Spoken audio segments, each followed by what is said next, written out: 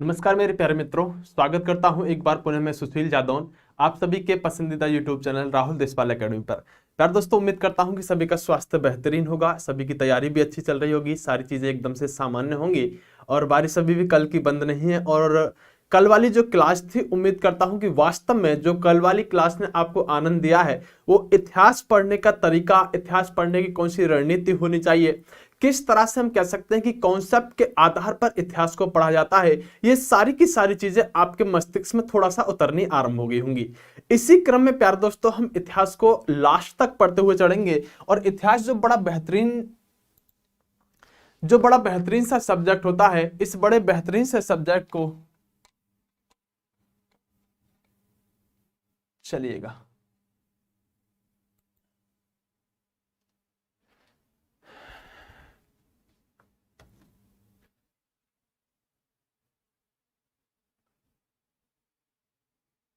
एक बार बताइएगा, आवाज आदि सभी को बेहतरीन तरीके से आ रही है ना? अगर आवाज आदि सबको बेहतरीन तरीके से आ रही है तो फिर आरंभ किया जाए। गुड मॉर्निंग, चलिए गुड मॉर्निंग सभी मेरे भाइयों को, सभी मेरे भाइयों को एकदम से गुड मॉर्निंग।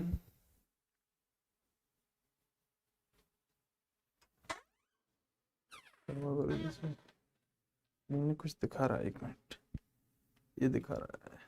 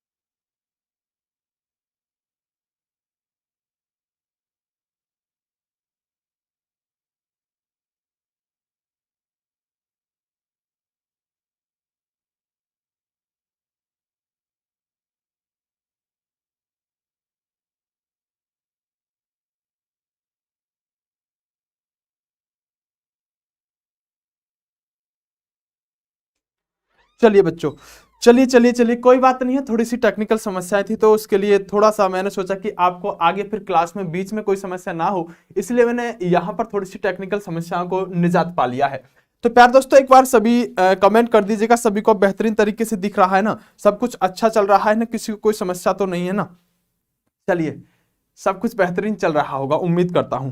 चलिए, तो प्यारे दोस्तों देखिए, आप सभी को पता होना चाहिए कि हमारी जो एसएससी जीडी की क्लास आरंभ हो चुकी है, वो एसएससी जीडी की क्लास वैसे तो कल से ही आरंभ हो चुकी है, जिन क्लासों में आपको अच्छी तरह से पता होगा सुबह 8 बजे से, यानी सुबह 8 बजे से डेली आपकी यहां पर 8 बजे से क्लास आरंभ हो जाती है, जिसमें मैं इतिहास के साथ आरंभ कर रहा होता हूं।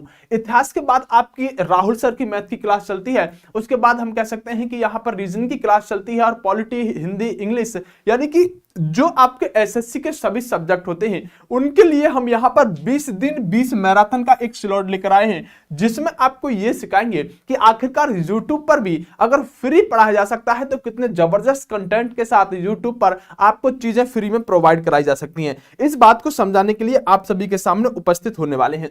प्यार दोस्तों, आज का जो टॉपिक रहने वाला है आपको अच्छी तरह से पता होगा, जिन बच्चों की आज पहली क्लास है उनको आज समझना होगा कि हमको आज भारत पर अरबों अरबों के आक्रमण को समझना होगा। यानी जिन्होंने मेरी पहली क्लास ले ली है उन्हें तो कोई समस्या आने वाली नहीं है, उनको तो सब पता है कि अभी तक एक क्लास में जो आनंद हमने लिया है इतिहास की में वो काबिले तारीफ रहा है। अब आज वाली क्लास में हमें कितना सीखना है और किस तरह से चीजों को लेकर चलना है, लेकिन उससे पहले आपको पता होना चाहिए कि जितनी भी हमारी क्लासेस चल रही हैं उन सभी क्लासेस को आप अच्छे तरह से लेंगे और आप तुलनात्मक अध्ययन करेंगे, तब इस यूट्यूब की दुनिया में आप जानेंगे।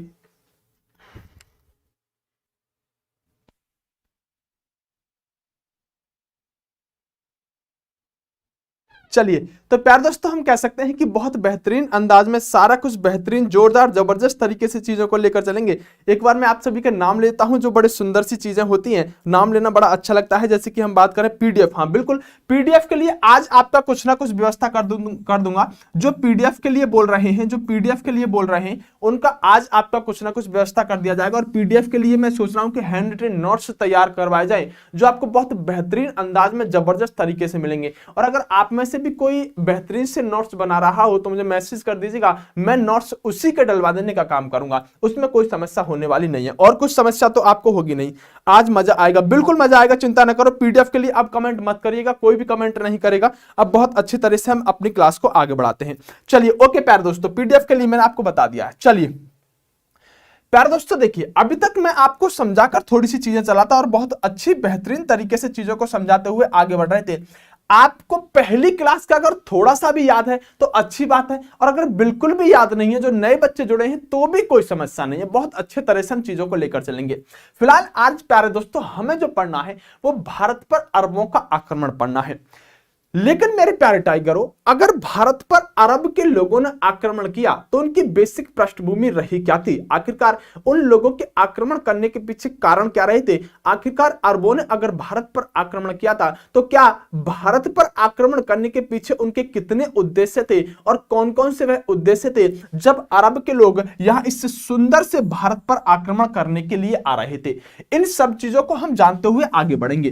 तो प्यारे दोस्तों देखिए, समझने की कोशिश कीजिएगा। मैं अच्छी तरह से बता चुका हूं कि कहीं ना कहीं जो ये वाला क्षेत्र हुआ करता था, इसमें एक ऐसा धर्म यहां पर आ चुका है जिसको आप इस्लाम धर्म कहते हैं। और इस्लाम धर्म के संस्थापक आप जानते होंगे, पैगंबर हजरत मोहम्मद साहब को इस्लाम धर्म का संस्थापक कहा जाता है। इस्लाम धर्म का संस्थापक पैगंबर साहब हुए, और पैगंबर साहब शुरू में आरंभ में जो यहाँ के कबीलाई टाइप के लोगों को एक करने के लिए इस इस्लाम धर्म की स्थापना करते हैं, यहाँ के लोगों को एक पहचान देते हैं मुसलमान। लेकिन बाद में जिस जगह पर पैगंबर साहब का जन्म हुआ 570 ईस्वी में, उसी जगह के उसी स्थान के व्यक्ति, मक्का के ही लोग, उनकी जान के दुश्मन बन जाते हैं। क्योंकि पैगंबर साहब जो थे वो मूर्ति पूजा का विरोध करते थे, और वहां पर इस्लाम धर्म के अलावा इस क्षेत्र में और भी धर्म के लोग रहते थे जो मूर्ति पूजा को मानते थे। तब यहाँ के लोग जो थे वो पैगंबर साहब के जान के दुश्मन बन जाते हैं, और पैगंबर साहब को मक्का से कहां जाना पड़ जाता है? मक्का से पैगंबर साहब को मदीना जाना पड़ जाता है। अब पैगंबर साहब मदीना चले जाते हैं।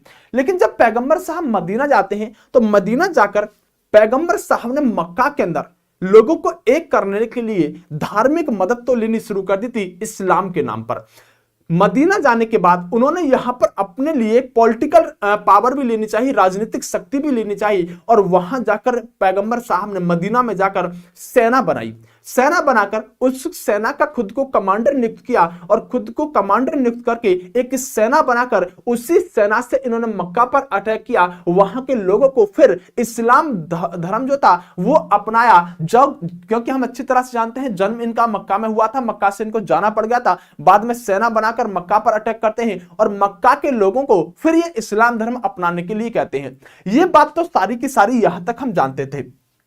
लेकिन प्यारे दोस्तों, पैगंबर साहब की मृत्यु हो जाती है 632 में। पैगंबर साहब की मृत्यु हो जाती है 632 में, और जब 632 एडी या ईस्वी हम कह सकते हैं, जब पैगंबर साहब की यहां पर मृत्यु हुई, तो मृत्यु होने के बाद अब धर्म का प्रमुख कौन होगा? इस इस्लाम धर्म को कौन संभालेगा? इसी इस्लाम धर्म को संभालने वाला जो पहला व्यक्ति हुआ, जिसका नाम था अबू बकर, इस अबू बकर को ही कहा गया खलीफा। यानी प्रमुख रूप से हम 4 खलीफा कहेंगे, और 4 खलीफा जो होंगे उसमें पहला खलीफा जो होगा वह अबू बकर होगा, जो मैं पहली वीडियो में सारी बात बता चुका हूं। और चौथा खलीफा यहां पर अली बने। अली इनके दामाद या जमाई भी थे। तब कुछ लोगों ने अपना पहला खलीफा अली को ही माना और कुछ लोग यहां पर अबू बकर को अपना पहला खलीफा मान चुके थे। अब दो तरह से चीजें होने लगी। एक लोग तो कहने लगे कि हमारा जो पहला खलीफा होगा वो यहां पर कौन होगा, अबू बकर होगा। जबकि कुछ लोग कहने लगे कि हमारा पहला खलीफा अली होगा, जो पैगंबर मोहम्मद साहब का जमाई है। प्यारे दोस्तों, यहीं पर क्या हुआ कि जो यहां पर इस्लाम धर्म था, अब ये दो भागों में बट गया। एक धर्म के वो लोग थे जो यहां पर अपनाने लगे शिया, और दूसरी शाखा जो बनी वो अपनाने लगे यहां पर सुन्नी। यानी इस्लाम धर्म जो शिया और सुन्नी में बटा हुआ है वो दरअसल इस आधार पर बटा हुआ है कि कुछ लोग तो अबू बकर को अपना पहला खलीफा मानते हैं, तब कि कुछ लोग अली को अपना पहला खलीफा मानते हैं। तो इसी आधार पर इस्लाम धर्म दो शाखाओं में बढ़ जाता है, जिसमें से एक शिया कहलाते हैं, एक सुन्नी कहलाते हैं। बाद में एक सूफी धर्म भी आता है जो इन दोनों को एक करने के लिए सूफी म्यूजिक को आगे बढ़ाता है और कहता है सूफी संगीत जो है वही सब कुछ है। और इन दोनों में हमेशा मारकाट मची रहती है और एक दूसरे से ये काफी लड़ते भिड़ते भी रहते हैं। आपको ये बात अच्छी तरह से समझ में आ जानी चाहिए कि अगर शिया और सुन्नी के बीच में आपस में यहां पर टकरार होता है तो उसके पीछे की पृष्ठभूमि है कि अबू बकर को खलीफा मानना और दूसरी यहां पर अली को खलीफा मानना। इतना आपको समझ में आया टाइगरों? चलिए इस्लाम धर्म के सनातन पैगंबर जिनका, अरे ठीक है भाई, मैंने भी तो वही बताया है। आप इतना ज्यादा ज्ञान ले लेते हो कभी कभी कि मेरी कमेंट जो मैंने पढ़ाया है उसी को कमेंट कर देते हो, मुझे लगता है डाउट आ रहा है। कोई समस्या नहीं, यहां तक तो बातें ठीक चली। अब जब पैगंबर साहब की मृत्यु हो गई प्यारे दोस्तों, तो मृत्यु होने के बाद यहां पर खलीफा भी बन गई। अब खलीफा बनने के बाद प्यारे दोस्तों ये वाले मुस्लिम जो थे जो कबीलाई टाइप के थे, एकदम से गए गुजरे लुटेरे टाइप के यहां पर व्यक्ति हुआ करते थे।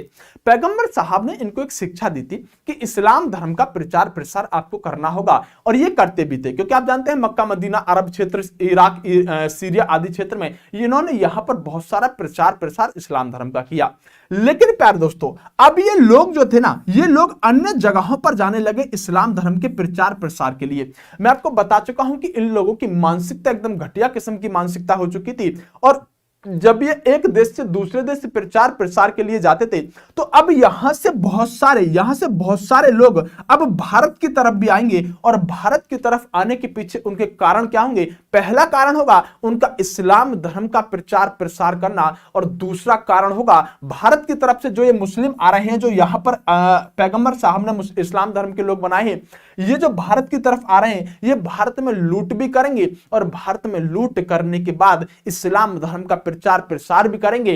अगर कोई व्यक्ति सामान्य रूप से इस्लाम धर्म को अपना लेगा तो फिर तो कोई बात नहीं है, और अगर व्यक्ति ने इस्लाम धर्म को प्यार से नहीं अपनाया तो भारत में आकर जजिया जैसे टैक्स लगाएंगे, जजिया जैसे कर लगाएंगे, यहाँ की महिलाओं की आबरू को लूटने का काम करेंगे। और ये सारे के सारे इस्लाम धर्म के लोग अब भारत की तरफ बढ़ने वाले हैं, और हम यहां से पढ़ने वाले हैं भारत पर अरबों का आक्रमण। अब प्यारे दोस्तों जरा समझने की कोशिश कीजिएगा, मैं चीजों को आपको समझाता हूं। यहां तक बात में समस्या अभी तक अगर मैं बेसिक की बात करूं तो आनी नहीं चाहिए, अगर कोई पहली भी क्लास ले रहा है तो। ये कोई बच्चा है, पता नहीं इसका नाम राजा मिश्रा है, इतना लंबा चौड़ा कमेंट करता है।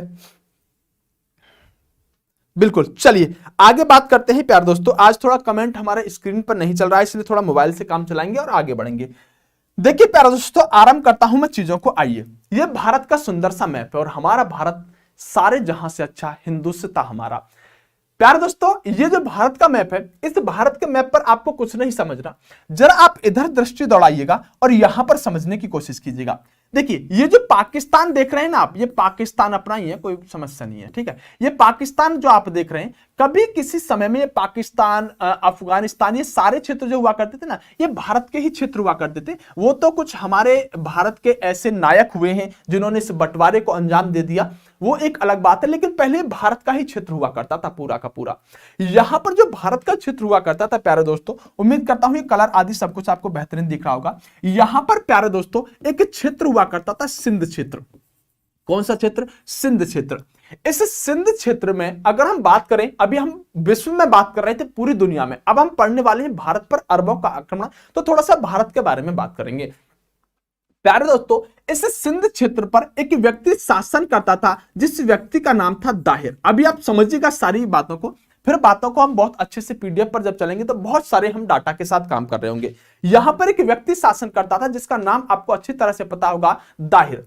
प्यारे दोस्तों, दाहिर नाम का जो व्यक्ति था यह सिंध पर शासक कर रहा था। शासन करने के साथ साथ प्यारे दोस्तों अगर हम देखें तो इसी समय क्या हुआ कि अरब की बात अगर हम करें, अरब की हम बात करें तो अरब में एक व्यक्ति था जिसका नाम था अल हज्जाज। समझिएगा क्या नाम था? अल हज्जाज नाम का व्यक्ति ये अरब क्षेत्र पर शासन कर रहा था। उम्मीद करता हूं कि आपको ये इतना बड़ा साइज आराम से दिख रहा होगा। यानी अरब क्षेत्र पर कौन शासन कर रहा था? अरब क्षेत्र पर अल हज्जाज नाम का व्यक्ति एक शासन कर रहा था। प्यारे दोस्तों हुआ क्या कि ये श्रीलंका यहां पर नीचे पड़ता है, कोई बात नहीं है, अगर आपको नहीं दिख रहा है तो कोई बात नहीं है। श्रीलंका यहां नीचे पड़ता है, भारत के नीचे, आपको मैप का इतना तो आइडिया होगा। यहां से कुछ जहाज जाया करते थे, यहां से कुछ जहाज जाया करते थे और वो जहाज इस रास्ते से ऐसे होते हुए और यहां से हम कह सकते हैं अरब के लिए चले जाया करते थे। प्यारे दोस्तों हुआ क्या कि एक जहाज श्रीलंका से जा रहा था और श्रीलंका से जब इस क्षेत्र से होता हुआ आगे बढ़ रहा था, इसे आप कह सकते हैं यहां पर अरेबियन सी यानी कि अरब सागर, इसे आप यहां पर क्या कहेंगे? वे ऑफ बंगाल यानी बंगाल की खाड़ी, और नीचे हमारा हिंद महासागर होता ही है। तो ये अरब सागर होता हुआ अरब देश के लिए एक जहाज जा रहा था और इस जहाज के अंदर क्या था? इस जहाज के अंदर सोना था, चांदी था, आभूषण थे और बहुत सारी यहां पर मूल्यवान चीजें थी।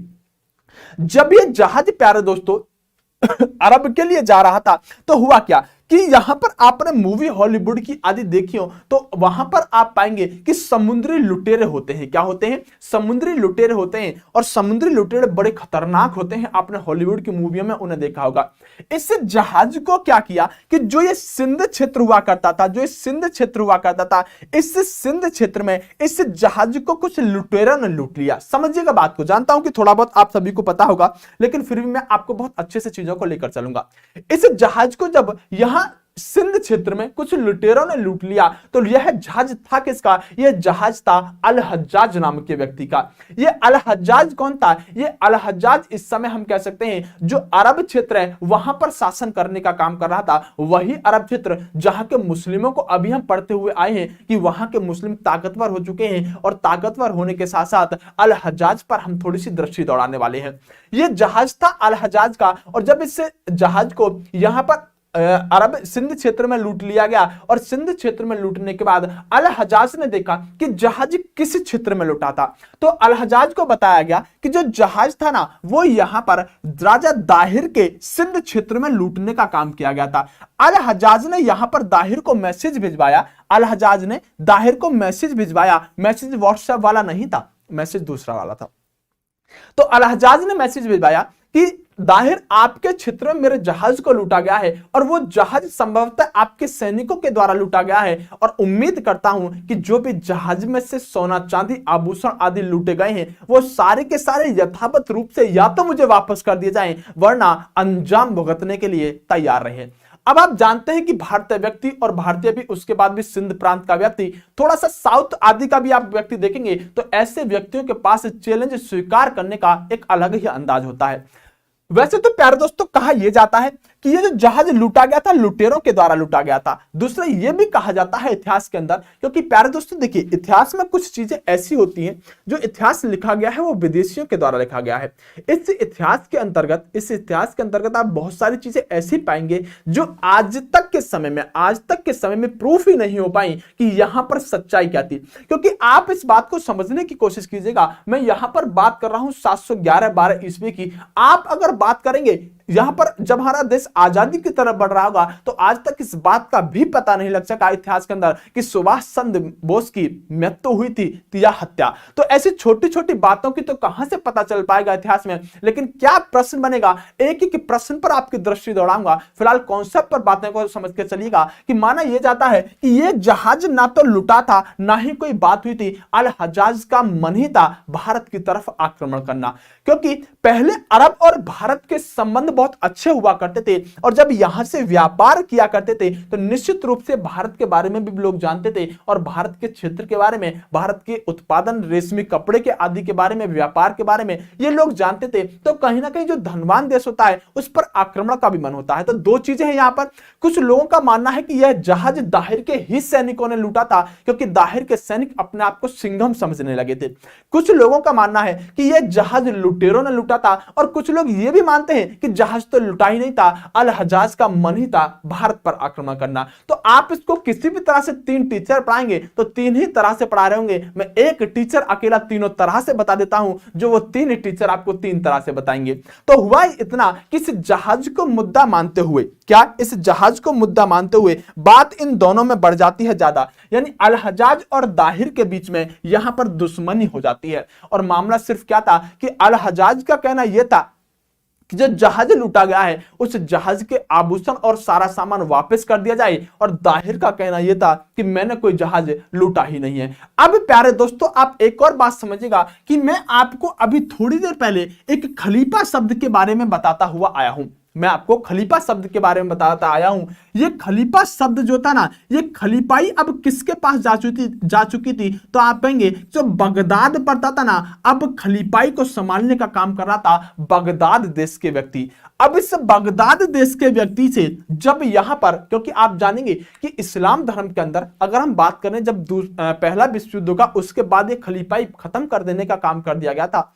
लेकिन अगर इससे पहले की बात करते हैं ना, पहले विश्व युद्ध की, तो जो खलीफा हुआ करता था ना, जैसे आपने देखा कि अबू बकर पहला खलीफा बना, उसके बाद हम कह सकते हैं कि चौथा खलीफा अली बना। तो उसी समय पर ये खलीफा इन इस्लाम धर्म में भगवान की तरह हुआ करता था। अगर खलीफा ने ये कह दिया ना खड़े हो जाओ तो खड़ा हो गया, कह दिया बैठ जाओ बैठ गया, कहा धूप है छाओ। मतलब कहने का यह है कि ये लोग जो थे ना खलीफा, ये इस्लाम धर्म के मुस्लिम लोगों के लिए भगवान की तरह हुआ करते थे। जो खलीफा कह दिया करते थे पूरी दुनिया के मुस्लिम वही करने का काम किया करते थे। क्योंकि आप जानते हैं पैगंबर साहब के बाद धर्म के प्रमुख अगर कोई हुए हैं तो वो खलीफा हुए हैं। तो निश्चित रूप से खलीफाओं की वैल्यू इस्लाम धर्म में बहुत रहती थी। तो एक खलीफाई कहां पहुंच चुकी थी उस समय तक, ये बगदाद के लोगों के पास पहुंच चुकी थी। तो राजा दाहिर ने पूछा कि मामला जहाज का है। बगदाद के यहां पर खलीफा से राजा दाहिर ने पूछा कि यह मामला जहाज का है, और ये सिंध का शासक महाराज कह रहा है कि मैंने कोई जहाज ही नहीं लूटा। तब आप इस बात को भी जानते होंगे कि कहीं ना कहीं जो धर्म का मामला था, कहीं ना कहीं हिंदू का जो तुष्टीकरण है यहां पर, उसकी वजह से बगदाद के शासक अल हजाज से, बगदाद के खलीफा ने अल हजाज से कहा कि कोई बात नहीं है, अगर जहाज लूटा गया है और धन वापस नहीं दे रहा है तो दाहिर पर आक्रमण कर दो, दाहिर पर आक्रमण कर दो। तो यहां से अब क्या हुआ प्यारे दोस्तों, 711 ईस्वी में, 711 ईस्वी में समझिएगा पहले बात को, 711 ईस्वी में यहां पर एक व्यक्ति को भेजा जाता है, जिस व्यक्ति का नाम था उबैदुल्लाह बुदैला। क्या नाम था? उबैदुल्लाह बुदैला। समझिएगा बात को, यह प्रश्न आपको शायद किताबों में भी नहीं मिलेगा, टीचर भी नहीं पढ़ाएंगे। ये दो व्यक्ति हैं दरअसल, उबैदुल्लाह बुदैला। ये उबैदुल्लाह बुदैला नाम के दो व्यक्ति इस दाहिर के द्वारा भेजे जाते हैं सिंध पर आक्रमण करने के लिए। आपको समझने वाली बात होगी कि जब आप अच्छे लेवल की तैयारी कर रहे हैं तो आप ध्यान रखेंगे कि भले ही आप 712 में पहला मुस्लिम आक्रमण भारत पर पढ़ते हैं, लेकिन फिर भी अपने नोट्स में एक चीज नोट करके चलिएगा कि मोहम्मद बिन कासिम से पहले भी भारत पर एक आक्रमण हुआ था जो 711 ईस्वी में हुआ था। कब हुआ था? 711 ईस्वी यानी एडी में हुआ था। यह आक्रमण उबैदुल्लाह बुदैला नाम के व्यक्ति के द्वारा किया गया था। इस व्यक्ति को यहां पर दाहिर के द्वारा हरा दिया जाता है, या हम कह सकते हैं यह मुस्लिमों का एक असफल आक्रमण था। क्या था? यह एक असफल आक्रमण था। और इसके बाद राजा दाहिर जो था, राजा यहां पर सॉरी जो अल हजाज था, यह अल हजाज एक व्यक्ति को और भेजता है। चलिएगा, उबैदुल्लाह बुदैला, बिल्कुल पूनम ने बिल्कुल सही बात बताया है। कमेंट में क्या चल रहा है एक बार कमेंट में भी देख लेता हूं। चलिएगा,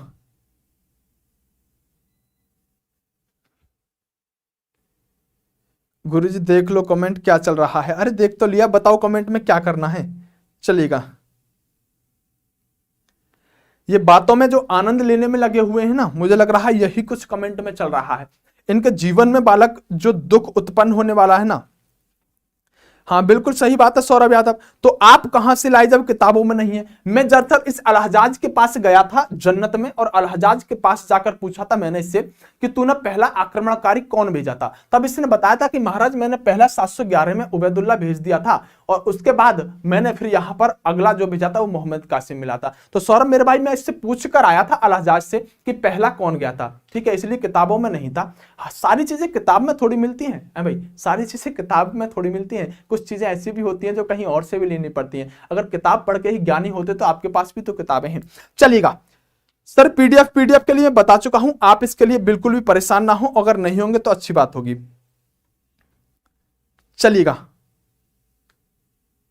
बिल्कुल, चलिए आइएगा, कोई बात नहीं है। उबैदुल्ला बुदेला शायद मैंने तुम्हारे स्तर से थोड़ा सा ऊपर बता दिया, कोई बात नहीं है, मैं भी क्लियर करूंगा। तो प्यारे दोस्तों, उबैदुल्ला बुदेला एक असफल आक्रमणकारी था जो असफल आक्रमण भारत पर करता है। लेकिन प्यारे दोस्तों इसके बाद क्या हुआ, अब आपको समझना होगा कि समय आता है 712 ईस्वी यानी एडी, 712 ईस्वी यानी एडी। अब एक ऐसा व्यक्ति भारत पर आक्रमण करने वाला है जो बड़ा ही खतरनाक व्यक्ति है, और इसके बाद जो दूसरा व्यक्ति आया है, इस व्यक्ति को आप कह सकते हैं मोहम्मद बिन कासिम। क्या कह सकते हैं? चलिएगा, ये मोहम्मद बिन कासिम नाम का व्यक्ति जो है, चलिएगा अगर हम बात करें प्यारे दोस्तों, मोहम्मद बिन कासिम नाम का व्यक्ति जो है ये 712 में आक्रमण भारत की तरफ करता है। और ये व्यक्ति जो है ना मोहम्मद बिन कासिम, इधर देखो ये अल हज्जाज का यहां पर भतीजा है, अल हज्जाज का भतीजा है मोहम्मद बिन कासिम, अल हज्जाज का ये यहां पर सेनापति है मोहम्मद बिन कासिम, या फिर हम कह सकते हैं अल हज्जाज का दामाद है यहां पर मोहम्मद बिन कासिम। यानी मोहम्मद बिन कासिम अल हज्जाज के साथ 3 रिश्ते बनाता हुआ आया है। पहला तो हम कह सकते हैं कि अल हज्जाज ने भारत पर आक्रमण करने के लिए जब 712 में मोहम्मद बिन कासिम को भेजा, तो मोहम्मद बिन कासिम अल हज्जाज का कौन है? भतीजा है। यहां पर हम कह सकते हैं इसका जमाई भी है, और इसका सैनिक या इसका यानी सेनापति या इसका गवर्नर भी है। तो 3 रिश्ते मोहम्मद बिन कासिम अल हज्जाज का यहां पर बनाते हुए आगे बढ़ रहा है। चलिएगा अगर प्यारे दोस्तों आगे बात करें, अब आपको समझने वाली सबसे महत्वपूर्ण बात यह है प्यारे दोस्तों कि ये 711 वाला उबैदुल्ला बुदेला का जो आक्रमण है ये एक असफल आक्रमण था। अब यहां पर जब मोहम्मद बिन कासिम ने भारत पर आक्रमण किया, तो आप जरा बताएं 712 में इस व्यक्ति ने किस पर आक्रमण किया था? तो आप कहेंगे सर इसने दाहिर पर आक्रमण किया था। मामला क्या था? जहाज का मामला था। सर दाहिर कहां का शासक था? सर दाहिर यहां पर सिंध का शासक था, और यहां पर हम कह सकते हैं मोहम्मद बिन कासिम ने इस दाहिर पर आक्रमण कर दिया। किसके कहने से? आप कहेंगे सर अल हज्जाज के कहने से। अभी सारी चीजें मैं पीडीएफ में भी लेकर आऊंगा, अभी सिर्फ समझकर चलिएगा मैप पर चीजों को। जब आक्रमण दाहिर पर किया गया प्यारे दोस्तों, तो आक्रमण करने के बाद यहां पर इस व्यक्ति ने दाहिर को एक जगह पड़ती है रावर, चलो ज्यादा डीपली हो जाएगा लेकिन मैं बताना नहीं चाहता था, चलिए सुन लीजिएगा। एक जगह पड़ती है रावर, इन दोनों के बीच में, किसके बीच में? मोहम्मद बिन कासिम और दाहिर के बीच में, मोहम्मद बिन कासिम और दाहिर के बीच में एक रावर का युद्ध होता है। किसका? रावर का युद्ध होता है। मेरे लाल किताब में तो तुझे ये भी नहीं मिलेगा, लेकिन कोई बात नहीं है, मैं बताकर इसलिए चल रहा हूं। कई बार अच्छे एग्जाम में जब पूछता है ना, तो अच्छे एग्जाम में क्या कि एग्जाम का कोई लेवल नहीं होता, जब उसे प्रश्न डीपली बनाना होता है तो वो कहीं से बना देता है। यहां पर मोहम्मद बिन कासिम और हम कह सकते हैं दाहिर के बीच में रावर नाम के स्थान पर एक युद्ध हुआ है, इसे रावर के युद्ध के नाम से जाना जाता है। अब प्यारे दोस्तों समझने वाली बात यह होगी कि मोहम्मद बिन कासिम ने भारत पर आक्रमण कर दिया, और यह भारत पर आक्रमण होने वाला पहला अरब का आक्रमण है, पहला मुस्लिमों का आक्रमण है, पहला विदेशी मुस्लिमों का आक्रमण है। 3 तरह से प्रश्न आपसे एग्जामिनर पूछेगा, आप मुझे कमेंट करके बताइएगा भारत पर होने वाला पहला अरब आक्रमणकारी कौन व्यक्ति था? भारत पर आक्रमण करने वाला पहला अरब आक्रमणकारी कौन व्यक्ति था? आपका आंसर आना चाहिए मोहम्मद बिन कासिम। भारत पर आक्रमण करने वाला पहला मुस्लिम व्यक्ति कौन था? आपका आंसर आना चाहिए मोहम्मद बिन कासिम। भारत पर विदेशियों के द्वारा अरब क्षेत्र से आक्रमण करने वाला पहला व्यक्ति कौन था? आपका आंसर आना चाहिए मोहम्मद बिन कासिम। इस मोहम्मद बिन कासिम को आज की क्लास के लिए अपने माथे पर लिख लीजिएगा। सबसे ज्यादा, सबसे महत्वपूर्ण, सबसे इंपोर्टेंट आज तक की क्लास का या कल की क्लास का भी अगर मैं कोई प्रश्न करूं तो यही प्रश्न है, भारत पर आक्रमण करने वाला पहला व्यक्ति 712 ईस्वी में मोहम्मद बिन कासिम। मोहम्मद बिन कासिम कम से कम 20 से 30 बार इस प्रश्न को अलग अलग परीक्षा में पूछा गया है। सबसे महत्वपूर्ण प्रश्न यही है, पहला विदेशी आक्रमणकारी, मुस्लिम आक्रमणकारी, पहला अरब से आने वाला आक्रमणकारी मोहम्मद बिन कासिम, आंख बंद करके लगाते हुए चले जाइएगा। समझ में आ गया होगा, बिल्कुल, बहुत बढ़िया। 711 वाला इसलिए नहीं, बिल्कुल कंफ्यूजन दूर करता हूं सर, 711 का पहला क्यों नहीं कह रहे हो? 711 का पहला इसलिए नहीं कह रहा हूं क्योंकि वह असफल आक्रमण था। आक्रमण अगर यह सफल हुआ होता तो पहला हम इसे ही कहते, लेकिन पहला हम इसलिए हम यहां पर 712 वाले को कहते हैं कि मान लीजिएगा ये घूमने फिरने आया हो, पता चला दाहिर से भिड़ गया, दाहिने से कूट के भेज दिया, तो यही तो चीजें हो सकती हैं। लेकिन उबैदुल्लाह बुदेला ने मोहम्मद बिन कासिम से पहले ही भारत में आया था, लेकिन यह असफल आक्रमण था, इसलिए हम इसे पहला नहीं कह सकते, ठीक है ना। अब आप एक बात बताइएगा, आप 10th क्लास में पढ़ते हैं और 10th क्लास में पढ़ने के साथ आप 5 बार फेल हो गए, वैसे आप टैलेंटेड हैं लेकिन कोई बात नहीं है, और बहुत से बच्चे होंगे भी, 4 से 5 बार आप फेल हो गए और आपने मान लीजिए 6ठी बार में 10वीं को पास कर लिया। अब मैं आपसे ये पूछूंगा कि बच्चा ये बताओ आपने 10th पास कब किया, तो आप क्या बताओगे? क्या बताओगे? ये बताओगे सर 5 बार फेल होने के बाद फिर 6ठी बार में मैंने इस सन में 10th किया है, या सीधा कहोगे सर मैंने 2011 में 10th किया है? तो थोड़ा सा कॉमन सेंस लगा लिया करो मेरे लालो। तो प्यार दोस्तों, पहला आक्रमण जो हुआ है ना, वो पहला सफल आक्रमण हुआ है 712 का, इसलिए हम प्रथम मुस्लिम आक्रमणकारी मोहम्मद बिन कासिम को कहते हुए आगे बढ़ेंगे। इतना प्यारे दोस्तों अब समझ में आ गया है कि जहाज की मामले की वजह से पहला मुस्लिम आक्रमण भारत पर हो गया है। अब जरा चीजों को समझिएगा।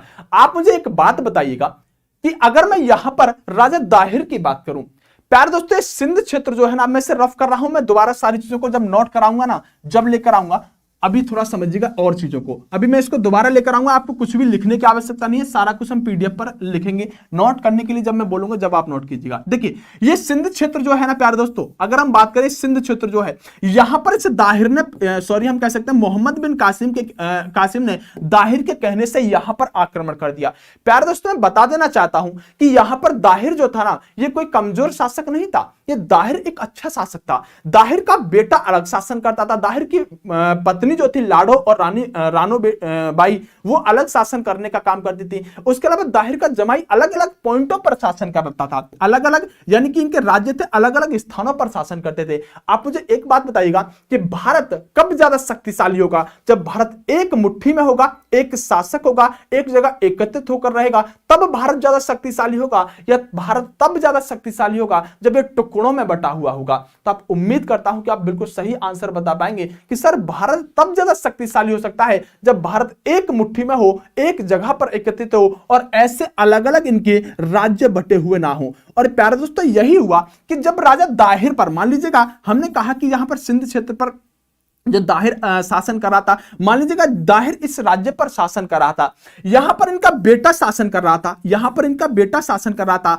बेटा कह रहा है कोई बात नहीं, डैड देख लेंगे, कोई बात नहीं, डैड देख लेंगे, मोहम्मद बिन कासिम यहां पर आक्रमण कर रहा है। डैड की बैंड बजाकर मोहम्मद बिन कासिम चला गया, बेटे ने यहां से अपनी सेना को ही आगे नहीं बढ़ाया। दाहिर ने थोड़े से ही दिन बाद, जब सिंध के शासक इस मोहम्मद बिन कासिम ने जब इस दाहिर को हरा दिया, तो दाहिर को हराने के बाद अब इस बेटे को यहां पर हरा देने का काम किया, उसके बाद इनकी दोनों पत्नियों को हरा देने का काम किया। लेकिन भारत के लोग जो बहुत बड़ी गलती करते हैं, जब यहां पर मोहम्मद बिन कासिम ये दाहिर को हरा रहा था, तो इसके बाकी परिवार वाले ये खड़े होकर देख रहे थे, राजा महल के अंदर बैठ रहे थे, और इनका मतलब सिर्फ एक था, डैड देख लेंगे। भारत को लुटने की स्थिति को मैं आगे बढ़ाने की कोशिश कर रहा हूं, और भारत किस तरह से लुटा है इस बात को मैं आगे लेकर चल रहा हूं, क्योंकि आप इस बात को समझ चुके होंगे कि आखिरकार अगर सिंध के शासक दाहिर पर आक्रमण हुआ है, तो बाकी के सारे शासक कर क्या रहे थे? ये सिर्फ इसी बात पर बैठे थे कि यहां पर दाहिर ही मोहम्मद बिन कासिम को हरा देगा। अब की बार ये थोड़ा सिंध तक आया है, थोड़े दिन बाद ये बीच के भारत तक आएंगे लोग, और फिर थोड़े दिन बाद इस पूरे के पूरे भारत पर अपना अधिकार जमा लेंगे, क्योंकि जब भारत के अंदर जब पड़ोसी पिटता है ना, तो उसका पड़ोसी कभी भी उसे बचाने के लिए ही नहीं जाता। ये सभ्यता तो आज भी गांव में बची हुई है कि अगर पड़ोसी के घर में लड़ाई हो जाती है तो पड़ोसी आज भी चला जाता है। अगर दिल्ली जैसे बड़े शहरों में आकर देखिएगा, पड़ोसी के घर में अगर गोली भी चल जाएगी तो बराबर पड़ोसी मतलब नहीं रखेगा। और ये भारत की सभ्यता उसी समय को दर्शा रही है कि जब राजा दाहिर पिट रहा था तो उसके बाकी परिवार वाले, उसकी पत्नी, उसका बेटा दाहिर के लिए सहायता भी नहीं भेज रहा था, और सीधे सीधे मोहम्मद बिन कासिम ने पहले दाहिर को हराया, फिर इसकी पत्नी को हराया, फिर इसके बेटे को हराया, और धीरे धीरे करके इन सब की बैंड बजा कर रख दी। प्यार दोस्तों, अगर हम भारत को देखें, भारत यहां से समुद्र से घिरा हुआ है, और अगर हम बात करें बंगाल की खाड़ी में, भारत यहां से समुद्र से घिरा हुआ है। एक प्राकृतिक रूप से एक ऐसी सीमा हमें दी हुई है हिमालय के रूप में। भारत तीन तरफ से तो अपना आप ही सेफ था। इन भारत के लोगों को, इन भारत के लोगों को इतना समझ में नहीं आया कि सिर्फ एक यही तो क्षेत्र था जहां से भारत सेफ नहीं था, एक यही तो क्षेत्र था जहां से भारत सेफ नहीं था। अरे चाइना ने तो इतनी लंबी दीवार बना डाली, चाइना ने इतनी लंबी दीवार बना डाली अपनी सुरक्षा के लिए। अरे थोड़ी सी सीमेंट यहां पर कम ही लगा देते, एक दीवार ये भी यहां पर लगा देते, तो भारत इन मुस्लिम आक्रमणकारियों से कभी भी यहां पर लुटता नहीं। दूसरा, जब ये आक्रमणकारी भारत में आ रहे थे तो एक राजा दूसरे राजा को पिटते हुए देख रहा था और उसकी सहायता के लिए कभी आगे ही नहीं बढ़ रहा था। इसलिए इनको यह भी समझना चाहिए था कि कहीं ना कहीं जब मुस्लिम आक्रमणकारी भारत पर आक्रमण कर रहा है तो उसकी सहायता के लिए दूसरे राजा को जाना चाहिए था या नहीं जाना चाहिए था। आप कहेंगे बिल्कुल जाना चाहिए था।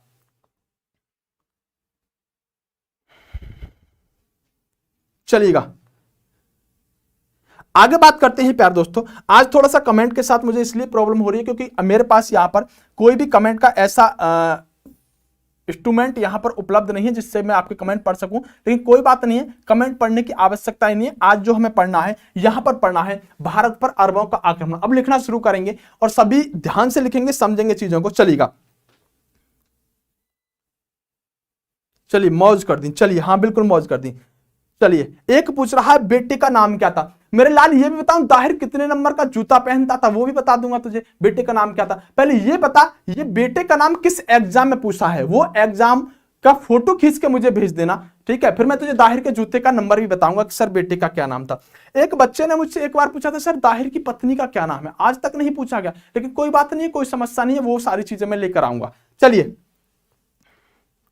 आइएगा, कोई बात नहीं, किसी गर्ल्स को हम यहां पर ब्लॉक नहीं करेंगे। हेडिंग होनी चाहिए आपके नोट्स में भारत पर अरबों का आक्रमण। अरबों का आक्रमण मतलब वही क्षेत्र है जहां पर हम कह सकते हैं कि अरब क्षेत्र, अगर आप वर्ल्ड मैप पर अभी मैं जो दिखाया है वही क्षेत्र हम अरब कहेंगे, और वहीं से कुछ लोग आक्रमण करेंगे। क्यों, किस लिए आक्रमण कर रहे हैं, दिमाग में बैठ चुका होगा। देखिए, हम कहेंगे 711 ईस्वी यानी एडी, उबैदुल्ला बुद्दिल्ला नाम का व्यक्ति जो भारत पर आक्रमण करता है, लेकिन भारत पर यह आक्रमण असफल आक्रमण होता है। इसको कोष्टक में लिखेंगे भी, कैसा आक्रमण है ये, असफल आक्रमण है। कैसा, असफल आक्रमण है। और उसके बाद प्यारे दोस्तों यहां पर अल-हज्जाज नाम का व्यक्ति अपने सेनापति को भेजता है, क्योंकि अल-हज्जाज का जहाज सिंध क्षेत्र में लूटा गया था। उस सेनापति का नाम क्या था, उस सेनापति का नाम था मोहम्मद बिन कासिम। मोहम्मद बिन कासिम नाम का व्यक्ति 712 में भारत पर आक्रमण करता है। और जिस समय इस व्यक्ति ने भारत पर आक्रमण किया है, जरा बताना उस समय सिंध प्रांत का यहां पर शासक कौन था। आप कहेंगे दाहिर यहां पर सिंध प्रांत का शासक था।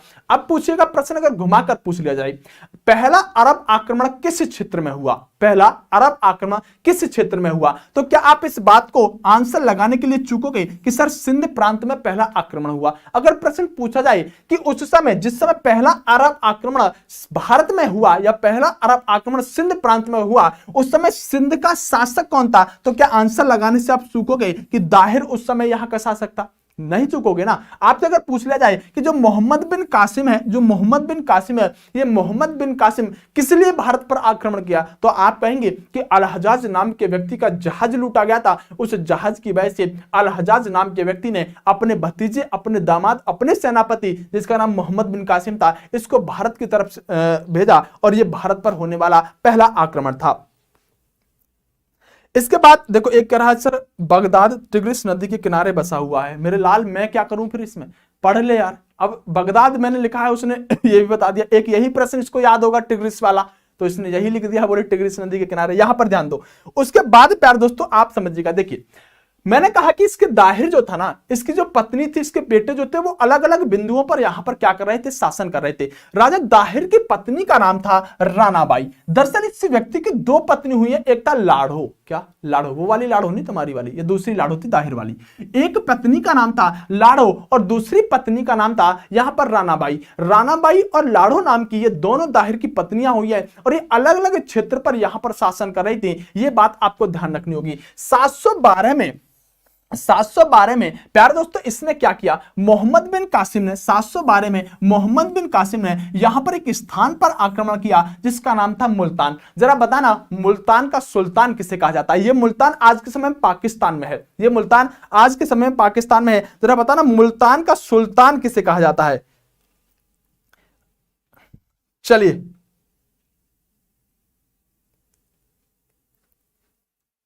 रानाबाई, बिल्कुल हमारी लाड़ो, तुम्हारी लाड़ो ने, इधर आ जाओ। तो चलिए अगर हम बात करें मोहम्मद बिन कासिम ने क्या किया प्यारे दोस्तों, अब पहली बार में 712 में कहां पर आक्रमण किया था इसने, ध्यान रखिएगा। पहली बार 712 में जब आक्रमण किया तो इसने सिंध क्षेत्र पर आक्रमण कर दिया, कोई समस्या नहीं है। लेकिन अगले ही वर्ष यानी 713, इसको 713 कर लीजिएगा, इसको 713 गलती से हो गया, 713 अगले ही वर्ष इस व्यक्ति ने मुल्तान पर आक्रमण किया और मुल्तान इस समय जो पाकिस्तान के अंदर पड़ता है, इस मुल्तान को इसने एक नाम दिया और वह नाम आपसे कई बार पूछा जाता है। इससे इतना सोना इस मुल्तान में मिला, इतना सोना इस मुल्तान में मिला लूटपाट करने के लिए, किसने यहां पर एक नाम ही दे दिया मुल्तान को, स्वर्ण नगरी। अगर आपसे प्रश्न पूछा जाए कि कौन सा ऐसा व्यक्ति था अरब से आक्रमण करने वाला जिसने मुल्तान से बहुत ज्यादा सोना लूटने की वजह से मुल्तान को एक नया नाम स्वर्ण नगरी कहने का काम किया था, आप कहेंगे मोहम्मद बिन कासिम ने यहां पर स्वर्ण नगरी कहा था। किसको? यानी कि मुल्तान क्षेत्र को, क्योंकि वहां से बहुत सोना लूटने के लिए इस व्यक्ति को मिला था। मुल्तान इस समय पाकिस्तान पर है, वीरेंद्र सहवाग, बिल्कुल। अब देखिए आगे आइएगा प्यारे दोस्तों, बच्चों ने कहा था कि सिर्फ बुकों में नहीं है तो आप कहां से पढ़ा रहे हो? सही बात है ना, बिल्कुल सही कहा था मेरे लाल। चचनामा तूने पढ़ी है भाई? चचनामा तूने पढ़ी नहीं होगी, और चचनामा नहीं पढ़ी होती तो जितनी मैं अभी तक की ये सिंध का इतिहास मैं तुम्हें बता रहा हूं ना, जितना सिंध के दाहिर के बारे में, उसकी बेटों के बारे में, उसकी पत्नी के बारे में, ये जितना इतिहास मैं तुम्हें बता रहा हूं, एक पुस्तक है जिसका नाम है चचनामा। और लो डीपली जानो, इस पुस्तक का एक दूसरा नाम है जिसका नाम है फतेहनामा। क्या नाम है? इस पुस्तक का एक और नाम है फतेहनामा। आप चचनामा ही याद रखिएगा, यही आपसे किताबों में मिलेगा। एक पुस्तक है जिसका नाम है चचनामा। ये चचनामा नाम की पुस्तक जो है ना, इस पुस्तक में पूरे सिंध का इतिहास मिलता है। किसमें? चचनामा नामक की पुस्तक में पूरा सिंध का इतिहास मिलता है। तो आपसे पूछेगा कि पहला प्रश्न तो यह बनेगा कि सिंध का इतिहास किस पुस्तक में मिलता है? आप कहेंगे चचनामा, दूसरा नाम कोष्ठक में फतेहनामा लिख लीजिएगा, पूछेगा नहीं।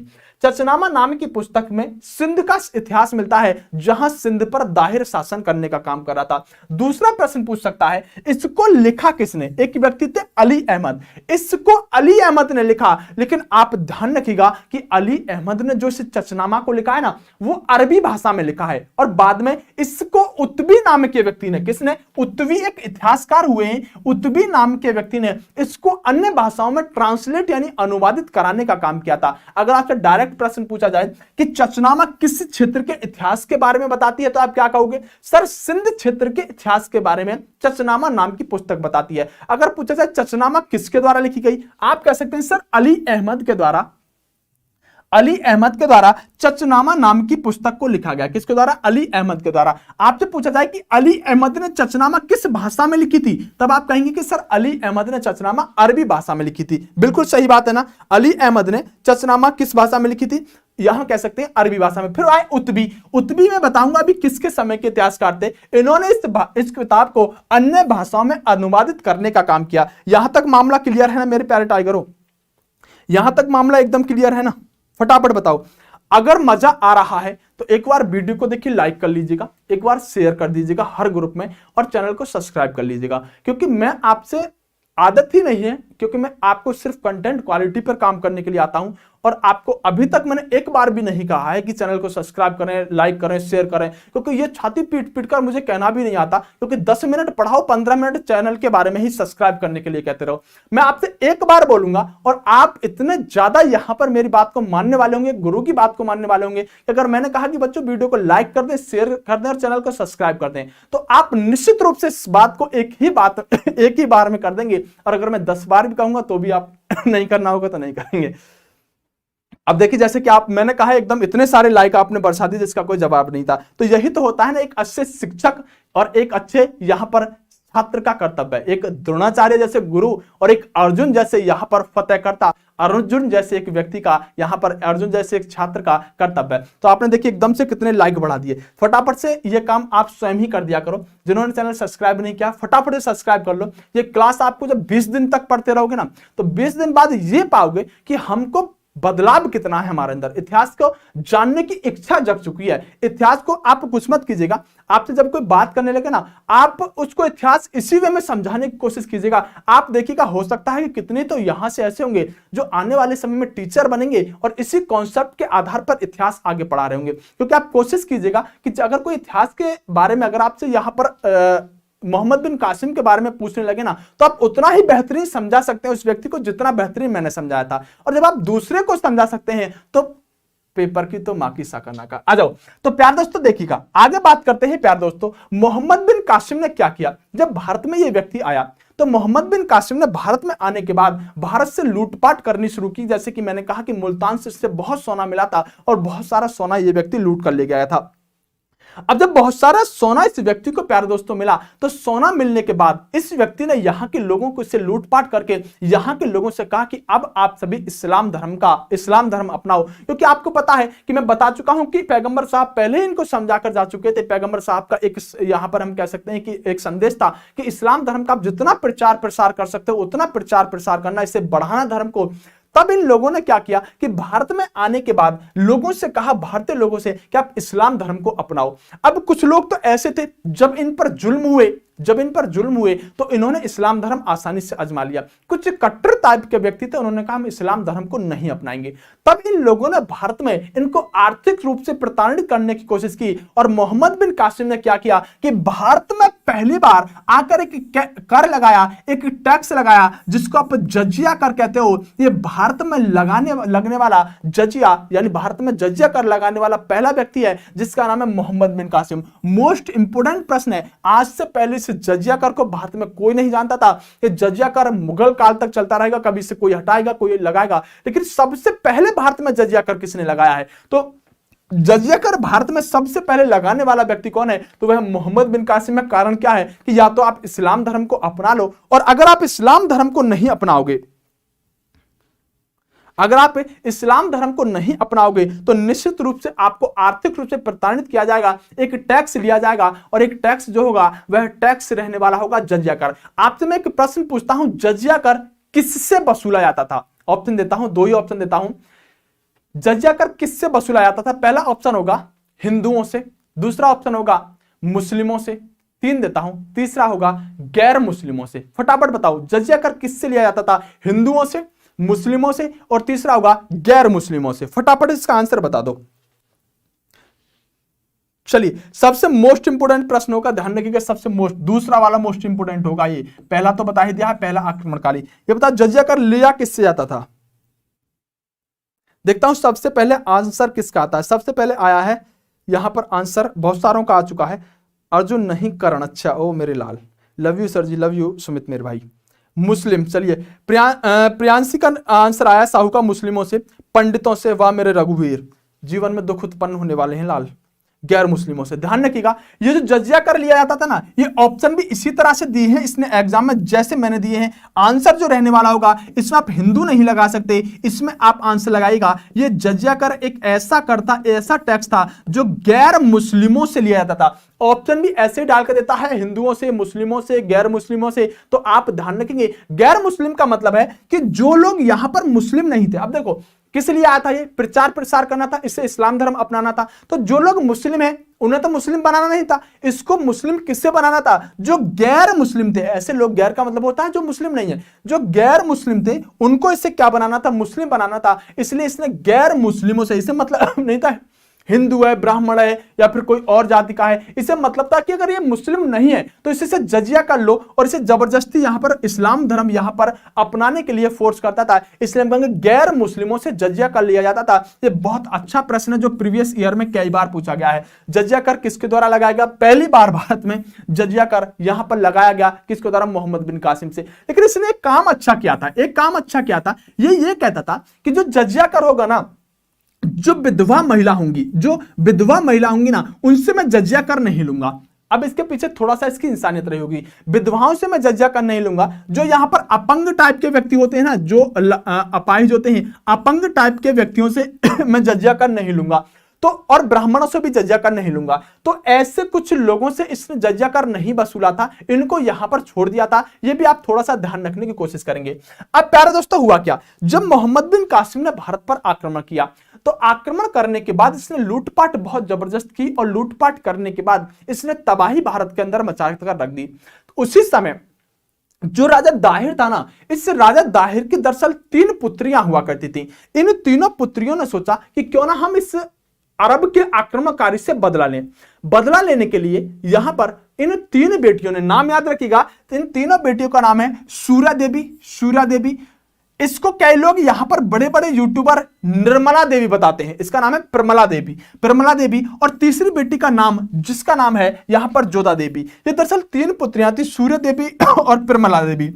अब हुआ क्या कि जो सूर्य देवी और प्रमला देवी थी ना, इन दोनों ने एक गेम खेलने की कोशिश की, और वो गेम ऐसा था कि इन्होंने कहा मोहम्मद बिन कासिम से कि जो तुम्हारा यहां पर आका है ना अल हजाज, हम उससे मोहब्बत कर बैठे। मतलब देखा ना, हमारा मोहब्बत कर बैठे। मतलब सूर्य देवी और प्रमला देवी ने कहा कि हम आपके आका अल हजाज से मोहब्बत कर बैठे हैं, आप सिर्फ इतना कीजिएगा, एक बार हमें उनके पास लेकर चलिएगा। जब मोहम्मद बिन कासिम, इन्हें दोनों राजकुमारी थी और सुंदर राजकुमारी थी। अब सुंदर होने की वजह से ये मोहम्मद बिन कासिम इन दोनों राजकुमारियों को अल हजाज के पास लेकर चलता है, और अल हजाज के पास जाकर ये यहां पर रोने लगती हैं, बिलखने लगती हैं, और कहने लगती हैं कि महाराज, हम आपको अपने सपनों का राजकुमार मान चुके थे, लेकिन इस मोहम्मद बिन कासिम ने जब रास्ते में हमें लेकर आ रहा था तो हमारी आबरू लूटने का काम किया है, और इसने हमें छूने का काम किया है। जबकि आपके धर्म में कुछ भी हो, लेकिन हमारे धर्म में, हिंदू धर्म में तो ऐसा है कि अगर एक बार हम किसी के हो जाते हैं तो दोबारा हम किसी और के नहीं होते, इसलिए हम दोबारा अब तुमसे शादी नहीं कर सकते, और हम अब यहां पर क्या करेंगे, हम अपनी आत्महत्या करना चाहते हैं। इस बात को सुनकर अल हजाज नाम का व्यक्ति बहुत गुस्सा होता है, क्योंकि राजकुमारी थी, और अल हजाज नाम के व्यक्ति ने, कहा जाता है कि जो मोहम्मद बिन कासिम था, इसको बुलाया, और बुलाकर घोड़े से बंधवाकर इसको खिंचवाना शुरू कर दिया। अब घोड़ा और अरबी घोड़ा होने की वजह से घोड़ा इतनी जबरदस्त तरीके से खींचता है मोहम्मद बिन कासिम को, मोहम्मद बिन कासिम की यहां पर हत्या हो जाती है। कुछ लोगों का मानना है कि अल हजाज यहां पर मोहम्मद बिन कासिम से यह कहता है कि अगर तूने इनकी आबरू नहीं लौटी है तो अपनी बेगुनाही का सबूत लाकर मुझे दे। और मोहम्मद बिन कासिम अपनी गर्दन को काटता है और महाराज के सामने भिजवा देता है, और कह देता है कि यही मेरी बेगुनाही का यहां पर सबूत है। तो दोनों तरह से मोहम्मद बिन कासिम की मृत्यु का कारण बताया जाता है। कुछ लोग कहते हैं, इतिहासकार, कि मोहम्मद बिन कासिम अपनी हत्या खुद तलवार से काट कर लेता है। कुछ लोग कहते हैं कि अल हजाज इस बात से परेशान हो जाता है कि तूने इन दोनों राजकुमारियों की यहां पर आबरू को लूटा है, इसलिए तुझे यहां पर घोड़े से बंधवा कर खिंचवाता है, और तब उसकी मृत्यु हो जाती है। प्यार दोस्तों, उम्मीद करता हूं कि दोनों ही तरह से अगर प्रश्न तो नहीं पूछा जाएगा, लेकिन कॉन्सेप्ट आपका क्लियर होना चाहिए। ये दोनों की दोनों बेटी बाद में यहां पर इस मोहम्मद बिन कासिम की यहां पर हत्या का कारण बनती है। और मैं अगर डीपली बताना चाहूं तो बाद में क्या हुआ कि इस बात का खुलासा भी हो जाता है कि इन दोनों राजकुमारियों ने झूठ बोला है, वास्तव में मोहम्मद बिन कासिम ने ऐसा कुछ किया ही नहीं था। तब इन दोनों राजकुमारियों को दीवार में चिनवा दिया जाता है, और इनकी भी वहीं पर अरब में ही हत्या कर दी जाती है। आगे प्यारे दोस्तों बात करते हैं, भारत के अंदर जो अरब से आक्रमणकारी आए हैं, ये आक्रमणकारी अगर भारत में नहीं आते तो आक्रमणकारी भारत में ना आने की वजह से आप खजूर की खेती को कभी नहीं जान सकते। इन्होंने खजूर की खेती भारत में करना शुरू किया था। ऊंट पालन, जो सिंध क्षेत्र है ना, इस क्षेत्र में ऊंट पालन करना भी इन लोगों ने, अरब के लोगों ने ही शुरू किया था। और जानिएगा, अरबी घोड़े भारत लेकर आने वाले और